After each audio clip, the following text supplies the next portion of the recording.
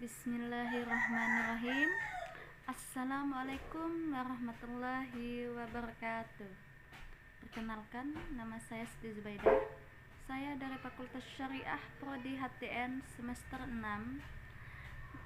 Baiklah, di sini saya akan memenuhi salah satu tugas kuliah, yaitu mata kuliah tentang peradilan tata usaha negara yang diampu oleh dosen Bu Hasia MH. Baiklah, di sini saya akan menjelaskan tentang sejarah pembentukan peradilan tata usaha negara. Nah, bagi Indonesia berkeinginan untuk memiliki peradilan tata usaha negara, pada mulanya disebut peradilan administrasi negara. Kemudian berubah nama menjadi peradilan tata usaha pemerintahan. Kemudian setelah berlakunya Undang-Undang Nomor 5 1986, istilah yang digunakan pada saat itu yaitu peradilan tata usaha negara sudah lama dicita-citakan sejak zaman pemerintahan Belanda. Namun keinginan itu selalu kandas di tengah jalan karena berbagai alasan. Keinginan itu baru terwujud pada penghujung tahun 1986, yakni dengan diundangkannya Undang-Undang Nomor 5 Tahun 1986 tentang Peradilan Tata Usaha Negara pada tanggal 29 Desember 1986. Meskipun Undang-Undang Nomor 5 Tahun 1986 tentang Peradilan Tata Usaha Negara berlaku pada saat diundangkan, namun undang-undang tersebut belum berlaku secara efektif karena penerapan undang-undang ini akan diatur lebih lanjut dengan peraturan pemerintahan selambat-lambatnya 5 tahun sejak undang-undang diundangkan menurut pasal 145 Undang-Undang Nomor 5 Tahun 1986 tentang Peradilan Tata Usaha Negara. Hingga akhir 1990, meskipun lembaganya sudah terbentuk, namun belum bisa menyelesaikan perkara tata usaha negara yang timbul. Bila ditelaah lebih jauh, beberapa pasal dalam Undang-Undang Nomor 5 Tahun 1986 masih memerlukan peraturan pelaksanaan. Selain itu, Peradilan Tata Usaha Negara adalah suatu lembaga baru yang masih memerlukan persiapan. Oleh karena itu, pemerintah diberikan waktu ancang-ancang untuk melakukan persiapan seperlunya, baik yang menyangkut prasarana dan maupun personalianya. Waktu yang diberikan oleh Undang-Undang Nomor 5 Tahun 1986 paling lambatnya adalah 5 tahun. Nah, harus kita akui bahwa kelahiran undang-undang tersebut adalah suatu langkah maju dalam era pembangunan hukum yang dirancang pemerintah untuk menunjukkan adanya itikad baik dari pemerintah. Karena pihak pemerintahlah yang menjadi tergugat, tetapi pihak pemerintah jugalah yang mengajukan rancangan undang-undang tersebut ke Dewan Perwakilan Rakyat. Keberadaan Peradilan Tata Usaha Negara merupakan salah satu jalur yudisial dalam rangka pelaksanaan perlindungan hukum. Di samping pengawasan jalur administratif yang berjalan sesuai dengan jalur yang ada dalam lingkungan pemerintahan sendiri, karena itu Peradilan Tata Usaha Negara memberikan landasan pada badan yudikatif untuk menilai tindakan eksekutif serta mengatur perlindungan hukum kepada masyarakat. Nah, Peradilan tata usaha negara ini menempuh perjalanan yang sangat cukup panjang dan berliku. Oleh karena itu, kita harus menelusuri zaman pra-kemerdekaan hingga sesudah kemerdekaan. Pada zaman yang pertama, itu pada zaman pemerintahan Belanda, tidak dikenal adanya peradilan tata usaha negara sebagai suatu lembaga yang berdiri sendiri, yang diberi kewenangan untuk memeriksa dan menyelesaikan sengketa di bidang tata usaha negara. Peradilan administrasi negara pada waktu itu dilakukan baik oleh hakim administrasi negara, yaitu hakim khusus yang memeriksa perkara administrasi negara, maupun hakim perdata. Ketentuan yang digunakan pada waktu itu adalah pasal 134 Indische Strafregeling Junto, pasal 2 Reglement of the Rechtspflegige Organisatie en het Beleid de Justitie in Indonesia, oleh kekuasaan kehakiman semata.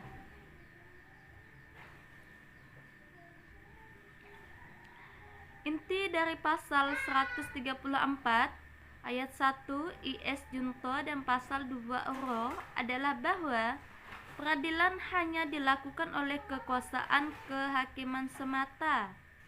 Selain itu, ada pula pasal yang menyinggung masalah itu, yakni pasal 138 ayat 1 Indische Strafregeling dan pasal 2 ayat 2 Reglement Organisatie.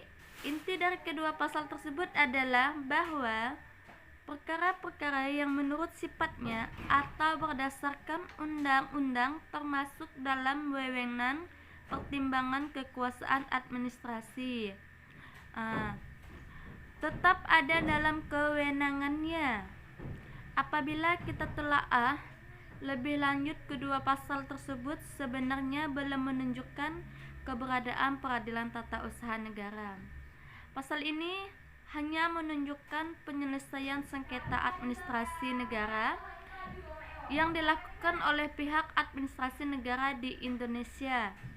Pasal 2 URO bukanlah dasar hukum atau yang menentukan batas-batas kewenangan peradilan tata usaha negara di Indonesia, tetapi hanya menentukan bahwa sengketa-sengketa yang telah ditetapkan termasuk ke dalam kewenangan hakim tertentu, akan tetapi menjadi kewenangan mereka. Nah, pasal tersebut tidak memberikan pengertian peradilan tata usaha negara, namun kedua pasal itu bisa dikatakan merupakan konsep dasar atau cikal bakal dari peradilan tata usaha negara di Indonesia.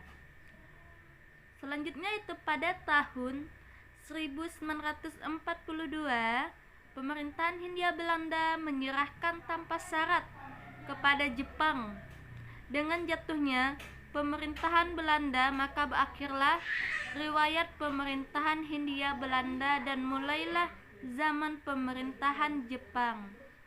Dengan menerapkan pemerintahan militernya pada masa pendudukan Jepang ini, pemerintahan militer yang lebih sibuk berperang tidak begitu banyak menaruh perhatian terhadap kelengkapan perangkat kenegaraan. Namun, menjaga kelangsungan roda pemerintahan, diundangkanlah Undang-Undang Nomor 1 tanggal 7 Maret 1942 pasal 3 dari undang-undang ini yang merupakan aturan peralihan, yakni semua badan-badan pemerintahan dan kekuasaannya, hukum dan undang-undang dari pemerintahan yang dahulu tetap diakui sah bagi sementara waktu, asal saja tidak bertentangan dengan aturan pemerintahan militer. Dengan perkataan lain, selama pendudukan Jepang masih tetap digunakan sistem IS dan RO, yakni sistem banding administratif. Setelah itu, pada tanggal 17 Agustus 1945 diproklamasikanlah kemerdekaan negara Indonesia. Untuk kali pertama dilakukan Undang-Undang Dasar 1945 dari tanggal 18 Agustus 1945 sampai 27 Desember 1949. Kemudian dari tanggal 27 Desember 1949 sampai 17 Agustus 1950 diberlakukanlah Konstitusi Indonesia Syarikat. Selanjutnya, sejak tanggal 17 Agustus 1950 sampai 5 Juli 1959 diberlakukanlah Undang-Undang Dasar sementara tahun 1950, dan terakhir sejak tanggal 5 Juli 1959 dengan Dekret Presiden tanggal 5 Juli 1959 berlakukanlah kembali Undang-Undang Dasar 1945. Pada waktu kurun di atas, yakni sejak Indonesia merdeka penghujung tahun 1986, Indonesia belum mempunyai suatu lembaga peradilan administrasi negara yang berdiri sendiri. Memang dalam praktek telah banyak perkara administrasi negara yang dapat diselesaikan, namun dalam penyelesaiannya bukanlah dilakukan oleh peradilan tata usaha negara, melainkan diselesaikan berbagai macam yang masing-masing mempunyai batas kompetensi tertentu dengan prosedur pemeriksaan yang berbeda pula. Nah, dalam praktek ini kita mengetahui ada tiga lembaga yang melakukan fungsi seperti lembaga peradilan tata usaha negara, yaitu Majelis Pertimbangan Pajak, Peradilan Pegawai Negeri, dan Peradilan Bea Cukai. Tetapi yang betul-betul menjalankan hanyalah Majelis Pertimbangan Pajak saja, yang lain tidak pernah berfungsi.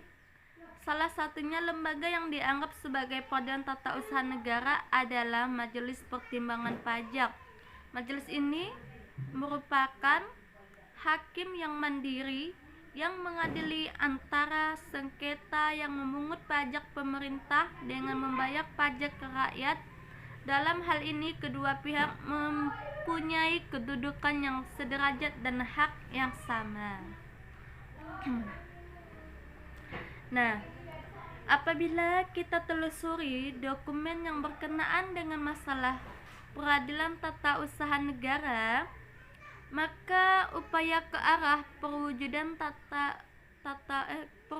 peradilan tata usaha negara memang sudah sejak lama dirintis. Untuk kali pertamanya yaitu pada tahun 1946, Wirjono Potjodikoro membuat rancangan undang-undang tentang acara perkara dalam soal tata usaha pemerintahan.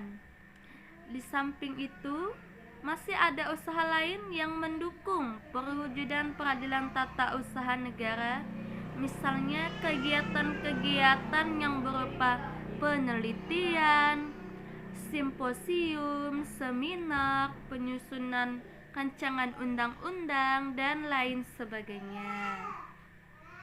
Pemerintahan untuk mewujudkan tata usaha negara untuk pertama kali dituangkan dalam Ketetapan MPRS nomor 2/MPRS atau 1960. Kemudian peraturan itu ditegaskan kembali dalam Undang-Undang Nomor 14 Tahun 1970 tentang ketentuan-ketentuan pokok kekuasaan kehakiman yang dituangkan dalam pasal 10 ayat 1 Junto pasal 12.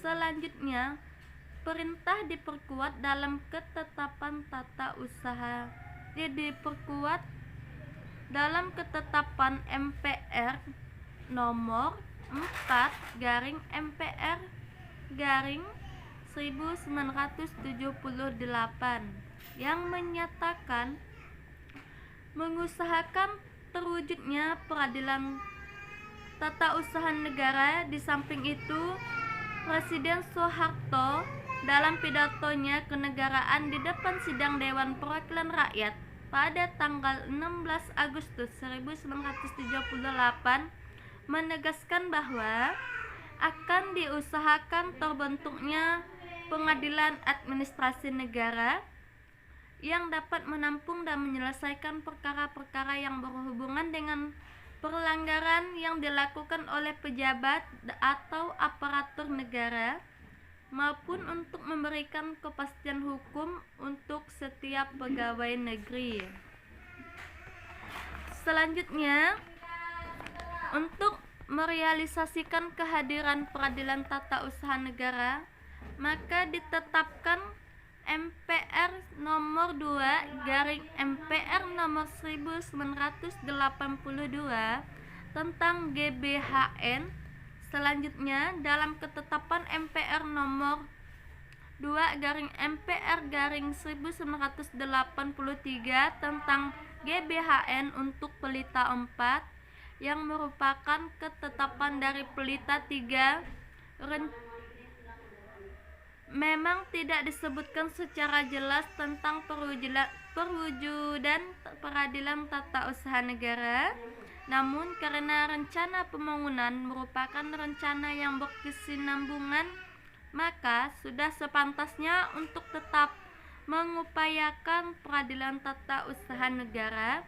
Seiring dengan itu, pada tanggal 16 April 1986, pemerintahan melalui surat Presiden nomor R04/PU/4/1986 mengajukan kembali rancangan Undang-Undang Peradilan Administrasi ke DPR. Rancangan tersebut merupakan penyempurnaan dari RUU Peradilan Administrasi tahun 1982. Akhirnya, pada tanggal 20 Desember 1986, DPR secara aklamasi menerima rancangan undang-undang tentang peradilan tata usaha negara menjadi undang-undang.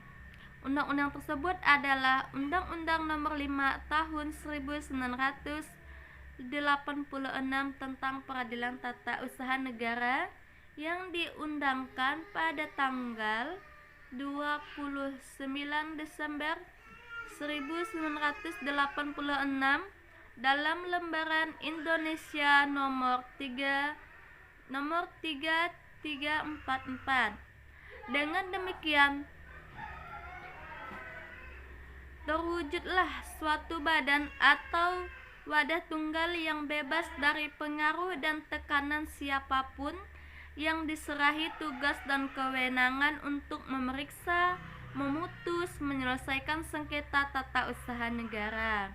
Setelah itu, melalui Peraturan Pemerintahan Nomor 7 Tahun 1961, dinyatakan bahwa Peradilan Tata Usaha Negara dan Undang-Undang Nomor 5 Tahun 1986 mulai berlaku. Kemudian pada tanggal 29 Maret 2004 disahkan Undang-Undang Nomor 9 Tahun 2004 tentang perubahan atas Undang-Undang Nomor 5 Tahun 1986 tentang Peradilan Tata Usaha Negara. Baiklah, Demikian penjelasan tentang sejarah terbentuknya Peradilan Tata Usaha Negara di Indonesia yang telah saya jelaskan tadi. Dan baiklah, untuk kesimpulannya adalah dasar hukum Peradilan Tata Usaha Negara diatur dalam 3 instrumen hukum, yaitu Undang-Undang Nomor 5 Tahun 1986, Undang-Undang Nomor 9 Tahun 2004, dan Undang-Undang Nomor 51 Tahun 2009 tentang Peradilan Tata Usaha Negara. Sebelum disahkan Undang-Undang Nomor 5 Tahun 1986, Peradilan Administrasi Negara pertama kali dituangkan dalam Ketetapan MPRS Nomor 2/MPRS/1960. Kemudian ditegaskan dalam Undang-Undang Nomor 14 Tahun 1970 tentang kekuasaan kehakiman. Akhirnya pada 20 Desember 1986 secara aklamasi menerima rancangan undang-undang tentang Peradilan Tata Usaha Negara menjadi undang-undang. Undang-undang tersebut adalah Undang-Undang Nomor 5 Tahun 1986. Baiklah, sekian penjelasan dari saya tentang materi terbentuknya Peradilan Tata Usaha Negara. Kurang dan lebihnya saya mohon maaf. Saya akhiri dengan wabillahi taufiq wal hidayah. Assalamualaikum warahmatullahi wabarakatuh.